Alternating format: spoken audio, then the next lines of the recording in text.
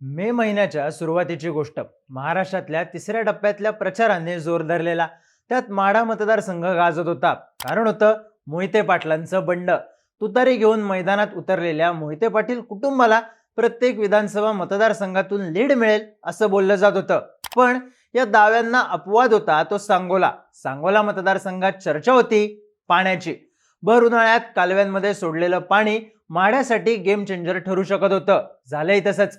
25-30 हजारांचे लीड सांगोल्यातून घेऊ असा दावा करणाऱ्या मोहिते पाटलांना सांगोल्यातून 4,500ची पिछाडीच मिळाली. हे कशामुळे घडलं? तर पाण्यामुळे. भर उन्हाळ्यातल्या स्कीमच्या पाण्यानं निवडणूक आवाक्यात आणली होती. असो, पण योजनांचं हे पाणी संपूर्ण राज्याचं नेरेटिव्ह उलटं फिरवून किमान एखाद्या भागात पूर्णपणे उलट होऊ शकतं. 1 ऑक्टोबरला मुख्यमंत्री एकनाथ शिंदेच्या मार्फत टेंभूच्या 6व्या टप्प्याचं भूमिपूजन करण्यात आलं. या योजनेला टेंभू योजनेचे जनक असलेल्या स्वर्गीय अनिल बाबर यांचं नावही देण्यात आलं. पाण्याचं हे राजकारण किती गेम चेंजर ठरू शकतं, कोणत्या भागात त्याचा थेट परिणाम होऊ शकतो आणि कोणत्या भागात या योजनेचा अप्रत्यक्ष परिणाम होऊ शकतो, समजून घेऊया या व्हिडिओतून. नमस्कार, मी चिन्मय आणि तुम्ही पाहताय बोलबिडू. सर्वात अगोदर टेंभू योजना नेमकी काय आहे ते समजून घेऊ. कृष्णा नदी खोऱ्यामुळे पश्चिम दक्षिण महाराष्ट्रातले सांगली, सातारा, कोल्हापूर हे भाग संपन्न असले तरी हे पाणी सांगलीच्या, साताऱ्याच्या पूर्व भागात तसंच सोलापूरच्या भागात पोहोचू शकलं नाही. परिणामी हा भाग नेहमीच दुष्काळी राहिला. विशेष पाऊस नसल्यानं पश्चिम महाराष्ट्रात असूनही हा भाग मराठवाड्यातल्या एखाद्या दुष्काळी भागाहून अधिक गंभीर समजला जायचा. पण उपसा योजनेतून कृष्णेचं पाणी या भागात घेऊन जाण्याचे प्रयत्न सुरू झाले आणि या भागाचं नशीब पालटू लागलं. याची खरी सुरुवात केली ती अपक्षांनी.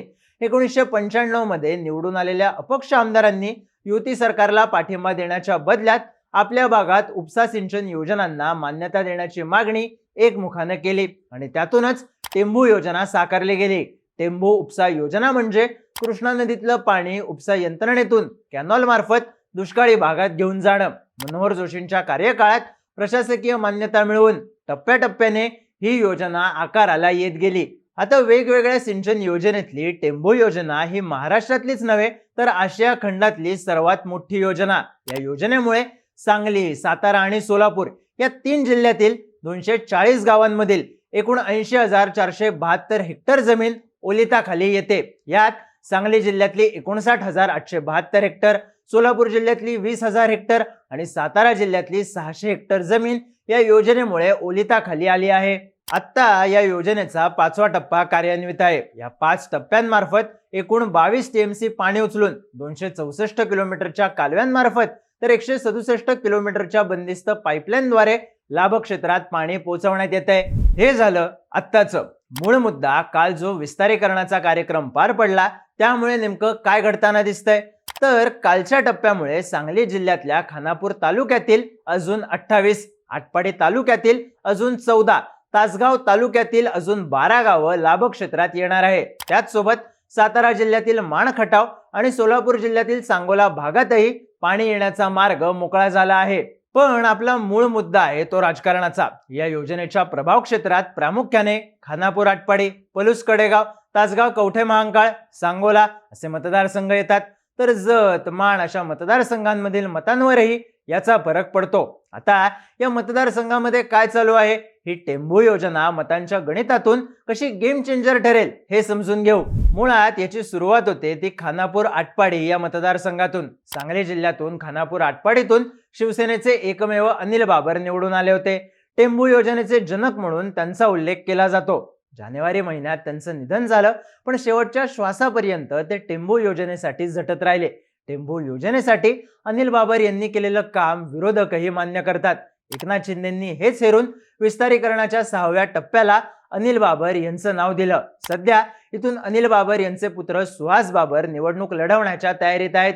टेंभू योजनेचा आजवर झालेला फायदा आणि भविष्यातील फायदा हे लोकल नरेटिव्ह घेऊन जाण्यात सुहास बाबर यशस्वी होताना दिसत आहेत. पर्यायानं स्थानिक पत्रकारांसोबत चर्चा करताना टेंभू योजना खानापूर, आटपाडीसाठी तरी गेम चेंजर ठरेल असं सांगण्यात येत आहे. त्याचं कारण सांगताना स्थानिक पत्रकार सांगतात, सांगलीच्या पूर्व भागात दुष्काळी फोरमचे नेते आणि त्यांचं राजकारण हा विशेष अभ्यासाचा विषय आहे.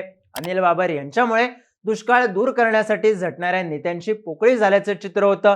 एकनाथ शिंदेंनी ही पोकळी हेरून खानापूर आटपाडीतून अनिल बाबर यांचे चिरंजीव सुहास बाबर यांना प्रमोट करत एक प्रकारे शिवसेनेचं अस्तित्व या भागात तयार करण्यास सुरुवात केली. 1995 सालात ज्याप्रमाणे अपक्ष आमदारांनी योजना मार्गी लावण्यास सुरुवात केली, जी गोष्ट युतीच्या सत्तेत झाली, तीच गोष्ट शिंदेंनी हेरून नवे नेते तयार करण्याच्या दिशेने पाऊल टाकल्याचं बोललं जात आहे.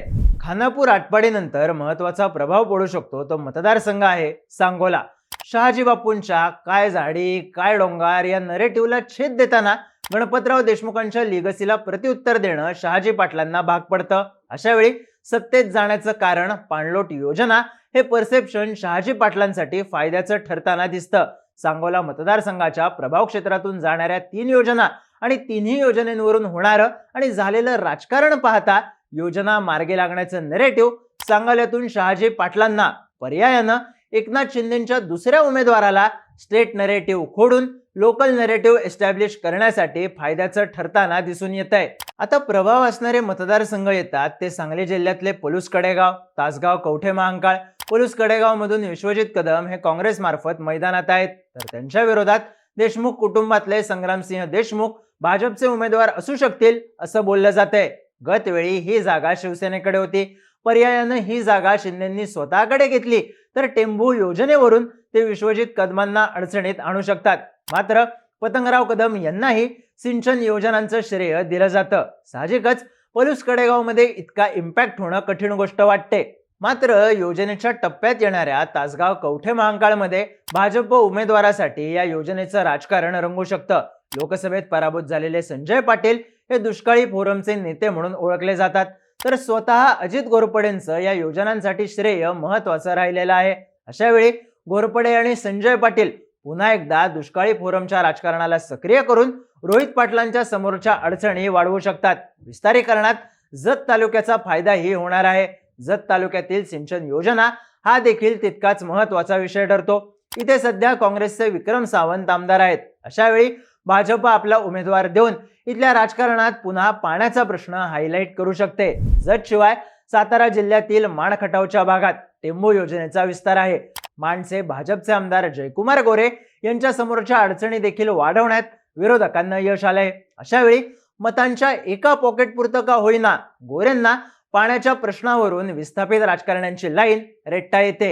या राजकारणातून माढ्यातून शहाजी पाटील, रणजितसिंह निंबाळकर, जयकुमार गोरे अशी राजकारण्यांची लाईनही ऍक्टिव्ह होते, जी अप्रत्यक्षरित्या कृष्णा भीमा स्थिरीकरणाचा, सिंचन योजनांचा विषय प्रचारात आणून मोहिते पाटील, रामराजे निंबाळकर यांना अडचणीत आणू शकते.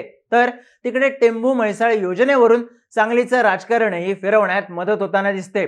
थोडक्यात राज्य पातळीवर पक्ष फुटत अथवा संविधान बदलासह इतर नरेटिव्हचं राजकारण हो. लोकांना स्थानिक प्रश्नांवरून मतदानासाठी प्रवृत्त करण्यासाठी टेंभू सारख्या योजना गेम चेंजर ठरू शकतात आणि महायुती तोच डाव खेळत आहे हे नक्की. तुम्हाला काय वाटतं?